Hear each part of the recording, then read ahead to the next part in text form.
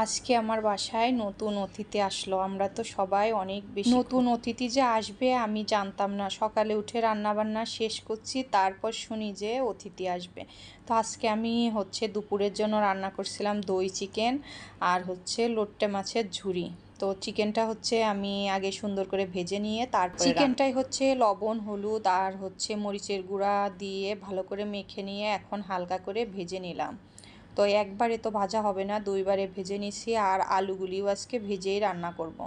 মানে দই চিকেনে একটু আলুও ভেজে দিলে বেশি ভালো হয়, কাঁচা আলু। তারপর পেঁয়াজটা ভেজে নিয়ে বাদবাকি সব মশলাগুলি দিয়ে দিলাম। দই চিকেনে রসুনের পরিমাণটা একটু বেশি দিলে বেশি ভালো। তোমরা কিভাবে দই চিকেন রান্না করো আমাকে একটু কমেন্ট করে অবশ্যই জানাবা।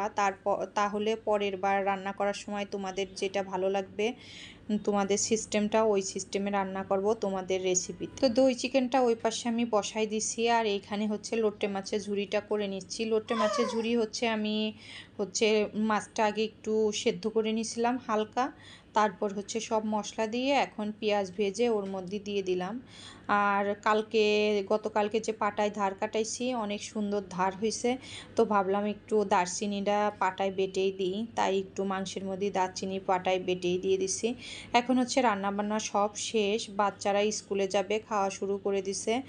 আর আমার হাজব্যান্ড তো সকালের খাবার খেয়ে অফিসে চলে গেছে, আর মেয়েরাও স্কুলে চলে গেছে। এটা আমি দুপুরে খাচ্ছিলাম তখন। আর এখন এই যে আমার ভাই আর নতুন ভাই বউ চলে আসছে আমার বাসায়। এই আমার বাসার অতিথি। মানে খুব খুশি হয়েছি, আসছে ওরা অনেক দিন পর বেড়াইতে আসছে। ধরতে গেলে এটাই প্রথম আসছে। এর আগে একবার একদিনের জন্য আসছিল, তখন বৌদি এসেছিল তাকে নিতে, আর এখন একটু বেড়ানোর জন্য আসছে। তো তোমাদের কাছে কেমন লাগলো অবশ্যই জানাবা। আর আমরা অনেক খুশি হয়েছি। অবশ্য রাত হয়ে গেছে অনেক, 10টা বাজে। ওরা রাত 10টা বাজে এসে পৌঁছাইছে, কারণ আমার ভাইয়ের অফিস ছিল, অফিস শেষ করে তারপর 4:30টার দিকে রওনা দিছিল, তার জন্য আসতে অনেক বেশি লেট হয়ে গেছে। তো সবাই ভালো থাকবা, সুস্থ